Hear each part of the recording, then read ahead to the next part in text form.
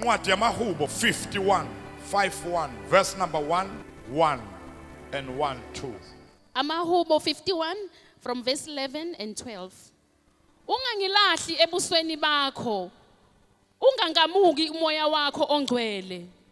Buyisela kimi ukuthokoza kwensindiso yakho. Ungiphase ngomoya ovumayo. Amen. Uthi David la, cast me not away from thy presence. Ungangisusi ebukhoneni bakho. Ungangilahli ebusweni bakho. Take not thy Holy Spirit from me. Ungamsusi umoya ongcwele empilweni yami. Abseka to restore unto me the joy of thy salvation. Buyisela kimi intokozo yensindiso yakho. Buyisela kimi intokozo, injabulo yensindiso yakho. Okuyilokho esikhuluma ngakho nesizokukhulekela namhlanje. Kodwa uma uDavide ethi ungangisusi ebukhoneni bakho. Uyabona uDavide wazi ukubaluleka kwepresence kaNkulunkulu. Yingakho athi cast me not away from thy presence. Ungangisusi ebukhoneni bakho. Yingakho lithi izwi likaSomandla singaba yini ngaphandle kwepresence kaNkulunkulu. Tshela umakhelwane ithi makhe, you need the presence of God in your life. Udinga ubukhona bukaNkulunkulu empilweni yakho. Lelizwe esiphila kulo kufuneka abantu abahamba nepresence kaNkulunkulu. Ingakho ngelinye ilanga uthi Moses, we shall not go, we cannot go unless your presence goes with us. Angeke suke kule ndawo, angeke sihambe uma ubukhona bakho bungahambi nathi. Lithi izwi likaSomandla, the presence of God distinguish us from the people of this world. We may look the same, but we are not the same. Ingakho ngiyathandaza namhlanje ukuthi wonke umuntu athaphuma ngalomnyango phuma nepresence kaNkulunkulu.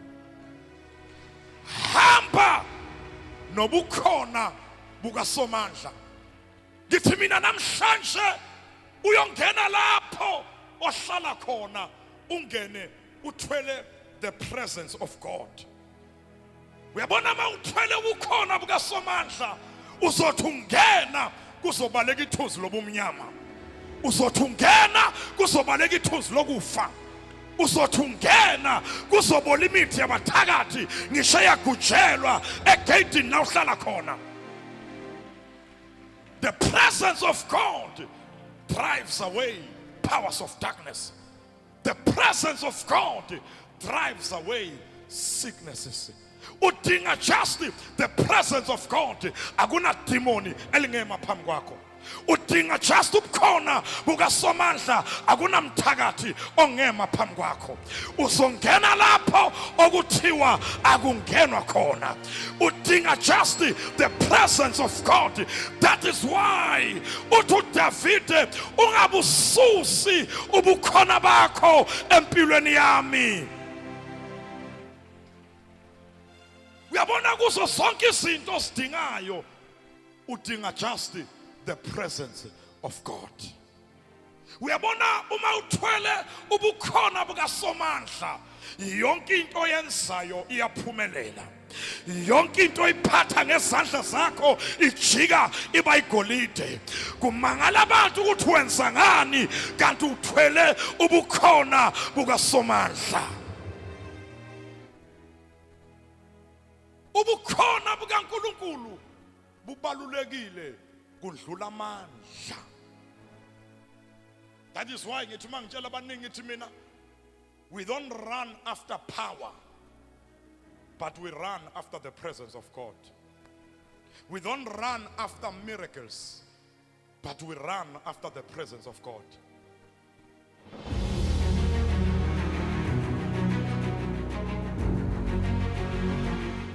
Kodwa sibe sesibheka lapho uDavide ethi khona, restore unto me the joy of your salvation. Buyisela kimi intokozo yensindiso yakho. Uyabona into uSathana igijimisayo ukuyitshontsha empilweni yakho, ijoy, injabulo, intokozo. Because uSathani wazi kahle ukuthi lithi iBhayibheli, the joy of the Lord is our strength. No joy, no strength. Uyazi uSathani ukuthi makangantshontsha lenjabulo lentokozo empilweni yakho, ufuna ukuthi ukhathazeke, ube stress, ube oppressed, uqindezeleke. Uyazi ukuthi weak uzoyidestroy impilo yakho. Ingakho ungavumi kube khona into ezotshontsha ijoy empilweni yakho. Because once waba nejoy unamandla. Once waba nale joy ujabula ngisho ungasebenzi, ungenamali, kodwa unamandla. Ingakho ngithi mina every day ekuseni uma uvuka uboyitshela wena uthi this is the day that the Lord has made, and I will rejoice and I will be glad on this day. Uyabona uma lenjabulo, uma lentokozo seyibuyile phakathi kwakho, uzokhuluma njengoDavide athi, I was glad, very glad when they say unto me, let us go to the house of the Lord. Mayibuye injabulo empilweni yakho.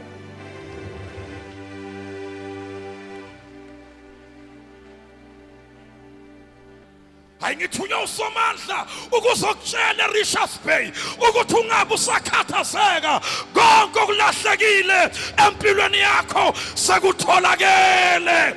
Konke kade kutshontshwe isitha empilweni yakho sekutholakele. Shout restoration.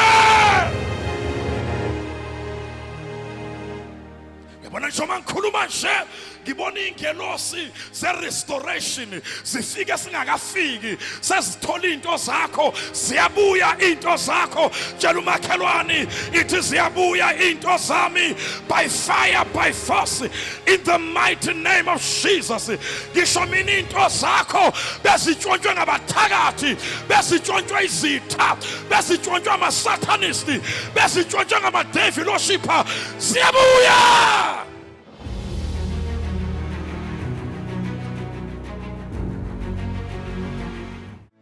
Joy yabuya empilweni yakho.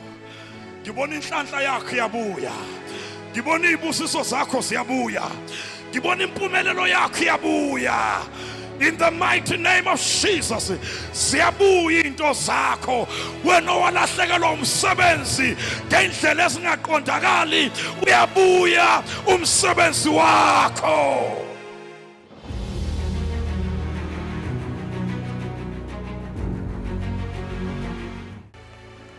Ngibona mina kuhlangana imihlangano ngisho kuma company amakhulu, igama lakho liyabizwa. Lindela isimanga before leliviki liphela.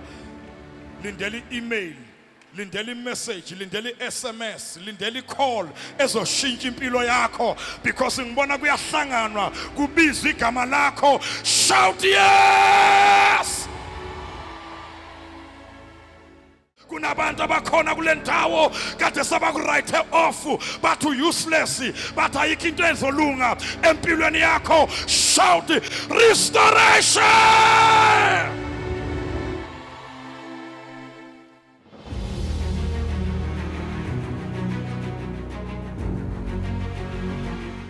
Before the end of this year, you shall recover all. Ngithunywe ngumdala wezinsuku ukuzomemezela, you shall recover all. If you believe, shout yes.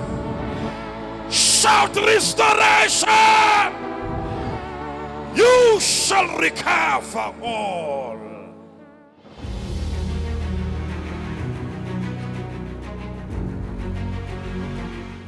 Baba wethu namandla onke ngiguqe phezu kwalezicelo namhlanje. Ngirelease ugqobo olubekile phezu kwempilo yami.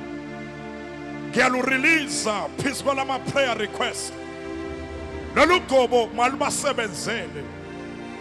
Lolu gqobo malubalwele. Lolu gqobo maliqaphule zonke izibopho. Lolu gqobo malivule yonke iminyango evalekileyo. Babona amandla onke ngifafaza igazi lika Jesu phezu kwalezicelo, phezu kwalama prayer requests. Igazi elinamandla, igazi lewundlu, igazi lengonyama yesive sika Juda, igazi elikhuluma okungcono kunegazi lika Abela. Ngiyabonga Nkosi ukuthi igazi lika Jesu liyabakhulumela manje. Zonke izicelo zabo ziyaphenduleka. Igazi lika Jesu liyabacelela right now. Abangasebenzi bathola umsebenzi. Aba temporary baba permanent.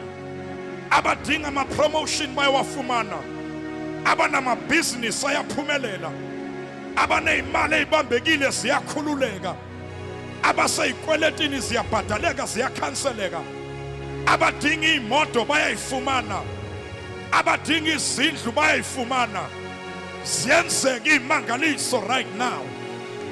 By fire, by force. Ngimemezela restoration phezu kwempilo zabo namhlanje. Ngimemezela impumelelo. Ngimemezela isibusiso ngelihle igama elinamandla lika Jesu.